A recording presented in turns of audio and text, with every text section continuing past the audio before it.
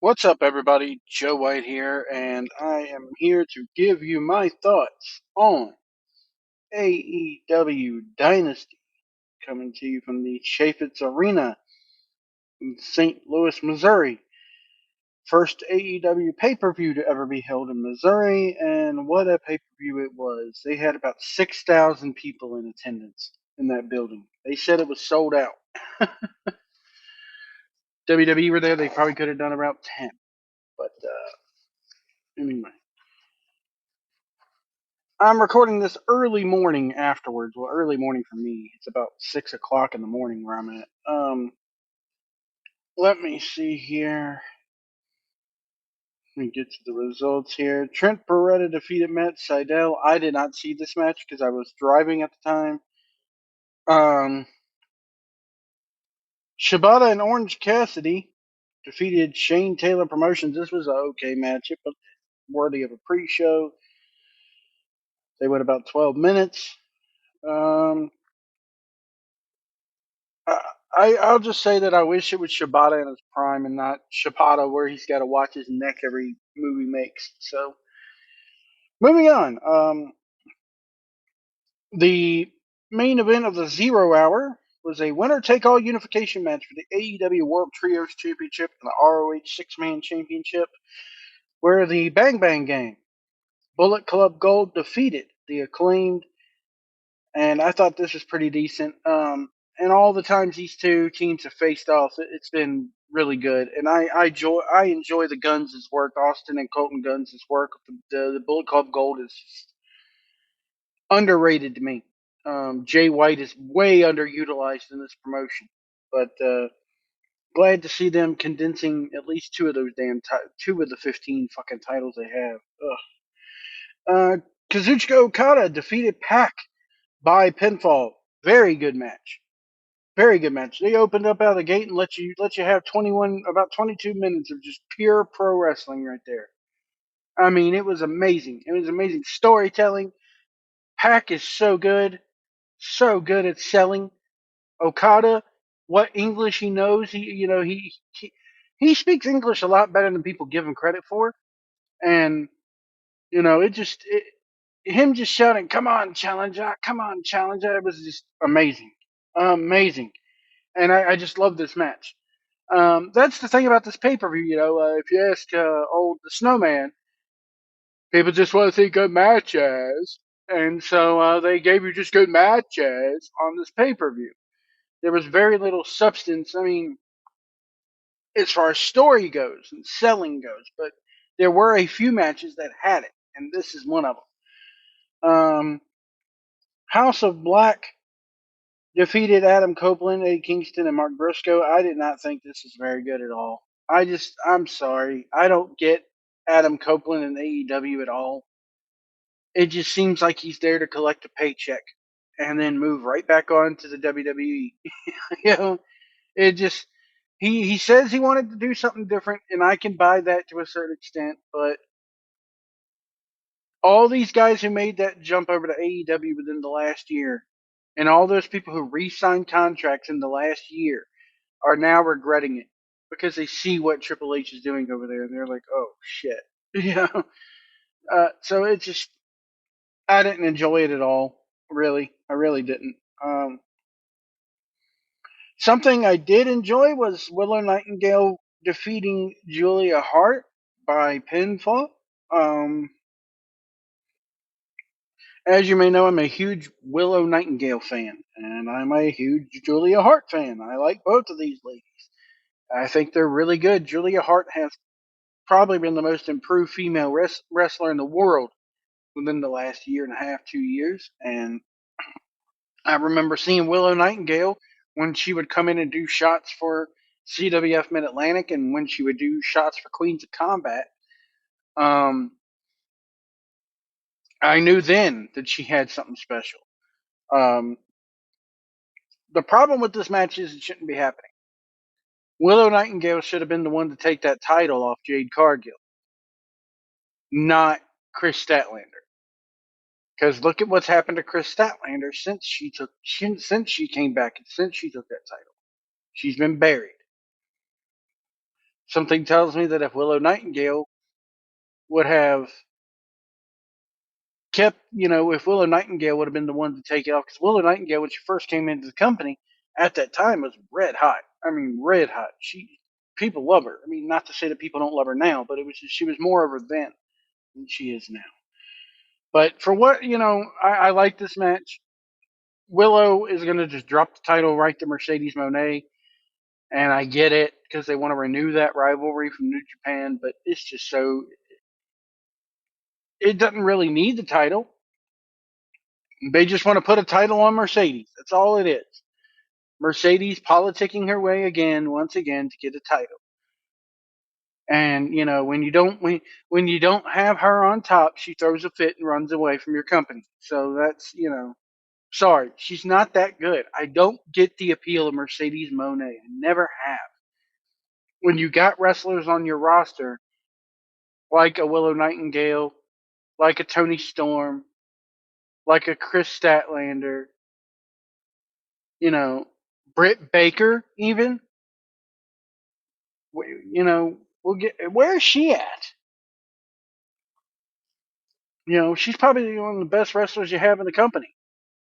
If not one of the best wrestlers in the world, then you're wasting her. You're absolutely wasting her. You have such a core group. You don't need Mercedes Moné on this roster. That's just the way I feel about it. And then, of course, after the match, Mercedes comes down, steals all of Willow's heat, steals all of Willow's thunder, because you know exactly what's happening at Double or Nothing in Vegas. Anyway, Roderick Strong defeated Kyle O'Reilly in a singles match for the AEW International Championship. This right here was gold. I mean, absolute. If you were a fan of old school, early 2010, 2015 Ring of Honor, this was your match. And this was absolutely wonderful. This pay per view, I will give this pay per view credit, and I will give AEW credit. The pay per view was overall, I'll get to my overall score, but overall, I will tell you, I'll give you a little preview. Overall, I like this pay per view. And this was one of the reasons for it. This match was amazing. I'd say a solid four-star match between these guys. Like I said, if you liked old school Ring of Honor, that style of wrestling, this harkens back to those days when Terry Silkin still owned the company, and you had Age of the Fall running around and all that stuff. This was just, oh man, took me right back. Can't say enough good things about this match. Not one flaw. The only thing is Kyle O'Reilly looks like a NASCAR driver. I'll say that. He needs to cut his hair and get rid of the beard. I mean, I expected him to grab the mic and start thinking Tide after the match. That's how much of a NASCAR driver he looks like, but oh well. Chris Jericho defeated Hook by pinfall. I liked everything except for the finish. The wrong person won this match. Jericho's job should be the Terry Funk of AEW. And Terry Funk was there to put over the young guys and get the young guys over. Jericho should have done that here. And I loved the match. I absolutely loved everything about the match. I love the psychology of the match. I just think the wrong person won. And then Jericho legitimately looking like, hey, I'm sorry I had to do it. You put me up there. I wanted to win the title. I had to show you a lesson. I'm the learning tree. That's his now thing. He's no longer the Ocho or the demo god. He's the learning tree. So I hated the finish, but I loved the rest of the match. That finish just brung it down a lot for me. It brung it down to 3 stars for me. Timeless Tony Storm defeating Thunder Rosa by pinfall. Thunder Rosa, since she's come back, is just annoying. I'm sorry. Her whole character is annoying since she's came back. I got to be honest with you. I didn't enjoy this. I did not enjoy this at all. After the last women's match where it was okay, and then this came and followed it right back up. It was better than the Willow match, but I'll say not by much. I found myself checking other apps on my phone while I was watching this because I knew what the outcome was. There's no way that they were going to give that title to Thunder Rosa. And unless they're saving, Britt Baker's big return, because that's who takes the title off Tony Storm. There's nobody else there. You're not going to give it to Mercedes. Mercedes is going to get the TBS title. Unless they're going to, combine that TBS and women's title finally into one title, which they should. You don't need two women's titles.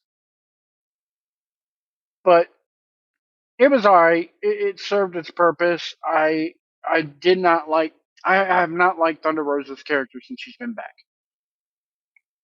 So felt like it could have been somebody else in this spot. Then we get to match of the night. Obviously 5 stars. Meltzer's probably still cleaning the you know what out of his pants right now, and deservedly so. I hated the aftermath of the match, but Will Ospreay defeated Bryan Danielson. Bryan Danielson knows that Will Ospreay is the next big thing.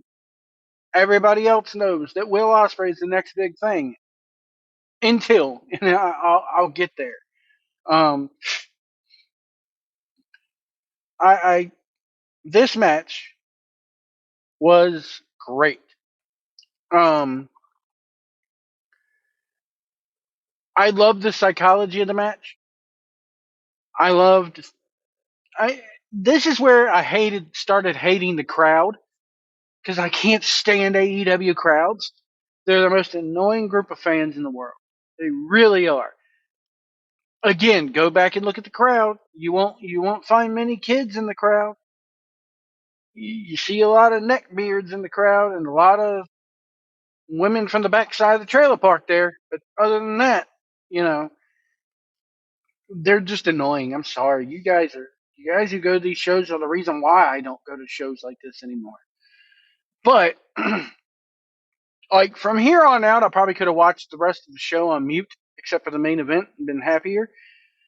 But I don't have the ending with Danielson getting hurt and getting the stinger on his neck, and you could so tell that Ospreay checking on him and everything. It was just sham. He ain't really hurt. Um, so it just the whole thing, the whole thing was just stupid to me. If you're going to do an injury angle with Bryan Danielson, you better make it look believable, and this just was not believable at all to me. Moving on. Let's move on here. Oh, God. Do I really got to talk about this fucking ladder match? Do I really got to talk about this? I like FTR, and I really like,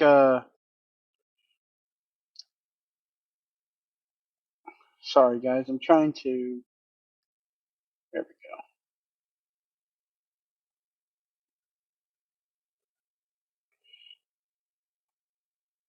go. Hang on, I gotta go fix something on this damn browser. Hold on. Alright, I'm back. Sorry. Uh, Then we go to this damn ladder match, and people were chanting, "Please be careful," and all this shit at these guys. This crowd there was a light CM Punk chant. It quickly got drowned out by the crowd booing him. I don't get these fans. I don't get you AEW smarks who just, because you're not marks, you're smarks. You're reading Meltzer.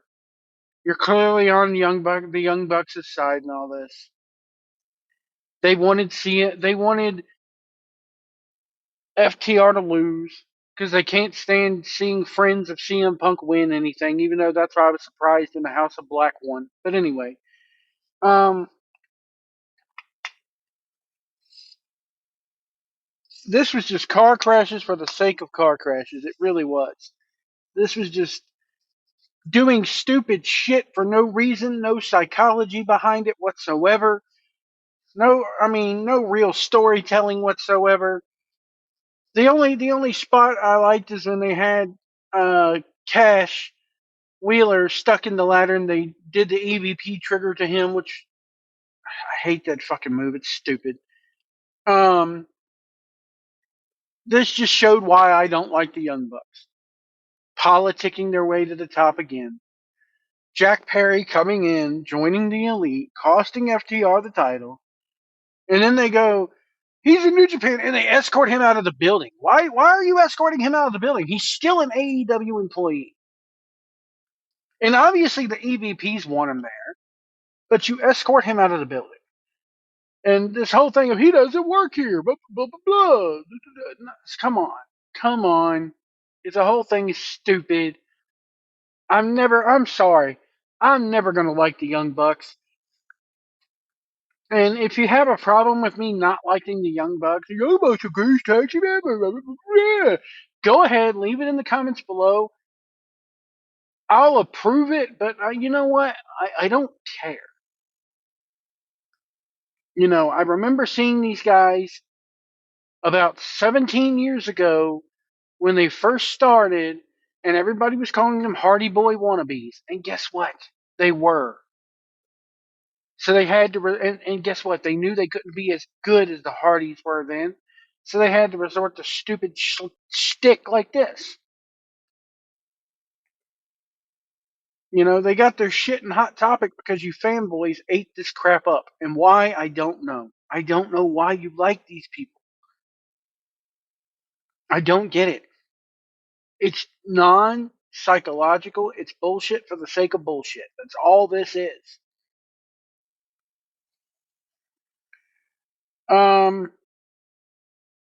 So yeah, where do they go now? Who do they face now? Who cares? It's the Bucks. I don't care who they fight next. And then you had the main event, which was awesome. Samoa Joe, you are a working machine, and you deserve every accolade you get and every attaboy you get for this. They went 18 minutes in Swerve Strickland defeating Samoa Joe.